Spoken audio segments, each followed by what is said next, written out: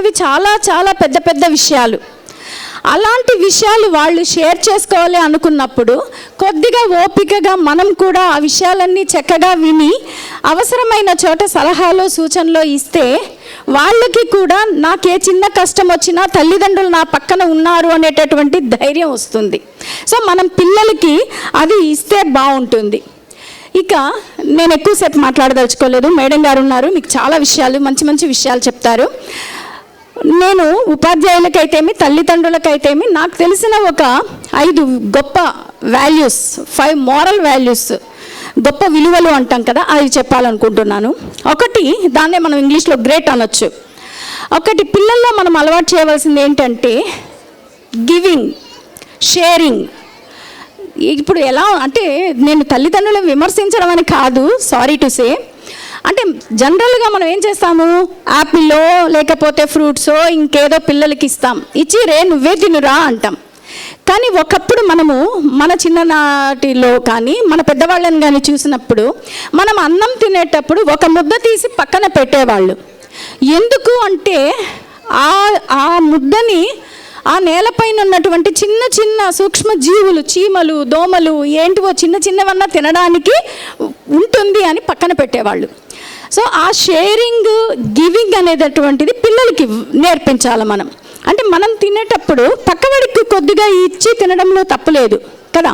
So ఈ విధంగా చేయడం వలన అవతల వాళ్ళని గౌరవించడము, వాళ్ళ యొక్క విలువ తెలుసుకొని ప్రవర్తించడం అనేది కూడా పిల్లలు చిన్నప్పటి నుంచే నేర్చుకుంటారు.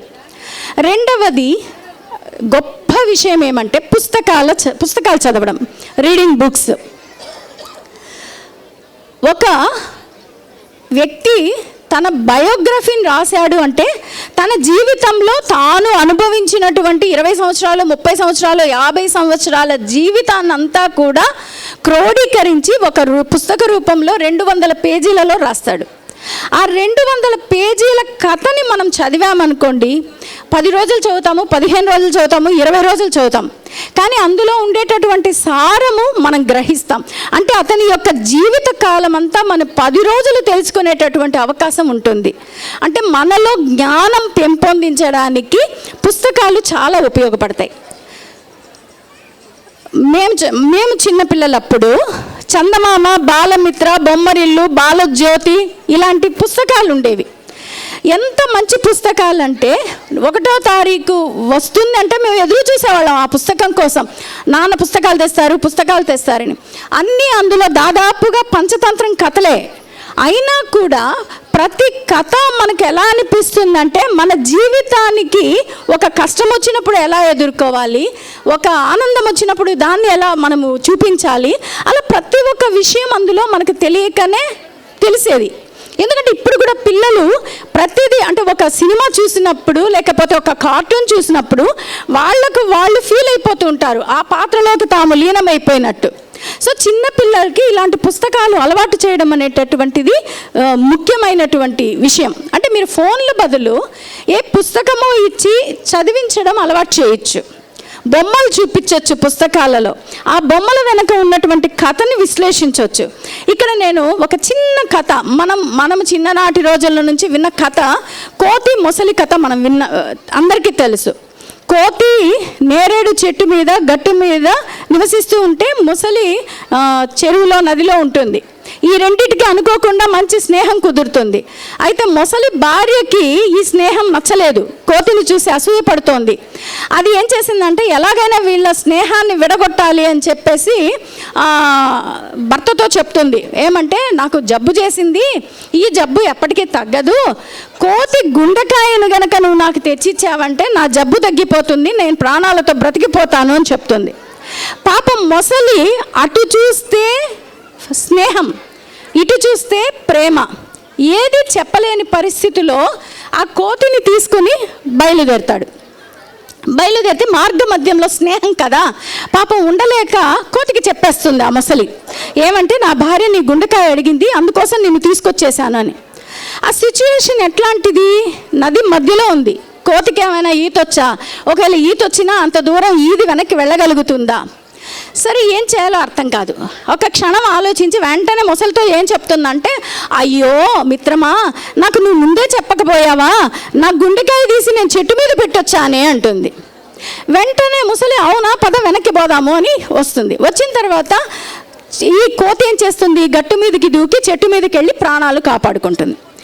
ఈ కథ నేను ఎందుకు చెప్తున్నాను అంటే, ఇందులో ప్రతి కథ వెనుక ఎన్నో సాఫ్ట్ స్కిల్స్ ఉన్నాయి. ఇప్పుడు మనము సాఫ్ట్ స్కిల్స్ అవి ఇవి పిల్లలకి అవి నేర్పించండి ఇవి నేర్పించండి అంటున్నాం. దీంట్లో మనకు ఎన్ని విషయాలు కనిపిస్తాయంటే, ఒకటి ఎమోషనల్ ఇంటెలిజెన్స్, భావోద్వేగం అంటారు కదా. ఎప్పుడైతే నదిలో మొసలి ఈ కోతి గురించి చెప్పిందో, కోతి కంగారు పడలేదు, మొసలిని నిందించలేదు, మొసలిని తిట్టలేదు, ఏమి చేయలేదు. ఎందుకంటే మొసలిని ఏమన్నా అంటే ఏమి చేయలేము, నదిని దాటలేదు అది. సో అక్కడ ఏమి కావాలి, తెలివి కావాలి, సమయస్ఫూర్తి కావాలి. కాబట్టి అది ఏం చేసింది, క్రిటికల్ థింకింగ్ చక్కగా ఆలోచించింది. ఒక క్షణం తనకి తాను సమయం తీసుకొని ఏం చేసింది, మెల్లగా అయ్యో నువ్వు ముందే చెప్పకపోయావా, నేను చెట్టు మీద పెట్టొచ్చాను కదా, రా వెళదాం, వెళ్ళి తెచ్చుకుందాం అని చెప్పింది. అంటే ఏంటంటే కమ్యూనికేషన్ స్కిల్స్. అక్కడ ఆ కోతిలో మనకు కమ్యూనికేషన్ స్కిల్ కనపడుతోంది. అంటే అవతల వాళ్ళు తన స్నేహితుడు, వాడి మనసును నొప్పించలేదు, అలాగని తాను ప్రాణాలు అర్పించలేదు. సో మెల్లగా తన మాటలతో మెస్మరైజ్ చేసి ఏం చేసింది, చెట్టుపైకి వెళ్ళింది. తర్వాత ఇందులో ఇంకో పాయింట్ ఏమంటే డెసిషన్ మేకింగ్, ఒక నిర్ణయం తీసుకోవడం, తొందరపడము ఇవేమీ లేకుండా ఒక చక్కటి నిర్ణయంతో అవి వెళ్ళిపోయింది. ఈ కథ మొత్తానికి మనకు కనిపించేది ఏంటంటే ఒక బౌండరీస్, ఒక హద్దు, ఒక స్నేహమైనా సరే, ఒక అనుబంధమైనా సరే, ఇంకేదైనా సరే, దేనికైనా ఒక హద్దు ఉంటుంది అనేది ఈ కథలో మనకు కనిపిస్తోంది. సో ఇటువంటి కథలు పిల్లలకి చెప్పడం ద్వారా ఒక ప్రాణాపాయ స్థితిలో ఉన్నప్పుడు మనం ఎలా తప్పించుకోవాలి, ఇంకా ఏదైనా ఒక సమస్య వచ్చినప్పుడు దాన్ని ఎలా ఎదుర్కోవాలి అనేటటువంటి ఆలోచనలు పిల్లలు చేయడం ద్వారా వాళ్ళకి ఒక నమ్మకం అనేటటువంటిది, ఒక ధైర్యం అనేటటువంటిది వస్తుంది. ఇక మూడవది ఏమంటే ఈ అంటే ఎక్స్ప్రెషన్. పిల్లలకి ఏదైనా సరే, చిన్న పిల్లలు వాళ్ళకి ఏం మాట్లాడాలో ఏం మాట్లాడకూడదో నిజానంగా తెలియదు. మనం ఏదైనా ఒకటి మాట్లాడితే నీకేం తెలుసు గమ్మనుండు అని వాళ్ళని చెప్పకూడదు. వాళ్ళు ఏమైతే ఎక్స్ప్రెస్ చేయాలనుకుంటారో ఆ విషయం అంతా చక్కగా ఎక్స్ప్రెస్ చేయనిద్దాం. అందులో విన్న తర్వాత వాడు ఏం చెప్తున్నాడు అని తర్వాత మనం సరిదిద్దొచ్చు. అలానే టీ అంటే ఏమంటే ఇక్కడ try a new thing everyday. ప్రతిరోజు మనము పిల్లల్ని ఏదో ఒక ప్రయత్నం చేపిస్తూ ఉండాలి. అంటే వాళ్ళ మనోవికాసానికి ఇది చాలా బాగా ఉపయోగపడుతుంది. ఎందుకంటే మొన్న మీరు అన్నట్టు నేను ఫోన్ చూస్తూ ఉంటే ఒక సంవత్సరం పిల్లని వాళ్ళ అమ్మ కూర్చోపెట్టి ఒక గిన్నె నిండా ఇన్ని ఎర్రగడ్డలు, బుట్టలో ఎర్రగడ్డలు ఇచ్చేసింది, ఒక గెరటి ఇచ్చింది, పక్కన ఒక గాలి గిన్నె పెట్టింది. ఆ బిడ్డ ఆ గెరటితో ఆనియన్ తీస్తుంది, మరో గిన్నెలో వేస్తుంది. అలా ఇక్కడి నుంచి ఇక్కడికి మారుస్తుంది, ఇక్కడి నుంచి ఇక్కడికి మారుస్తుంది. అంటే అది చాలా చిన్న యాక్టివిటీస్, చిన్న చిన్న పనులు, కానీ పిల్లలలో ఒక ఏకాగ్రతను కలిగించడానికి కానీ, వాళ్ళలో ఒక పని పట్ల ఆసక్తిని కలిగించడానికి కానీ, మనము కొంచెం రిలాక్స్ అవ్వడానికి కానీ అటువంటివి నేర్పించవచ్చు పిల్లలకి.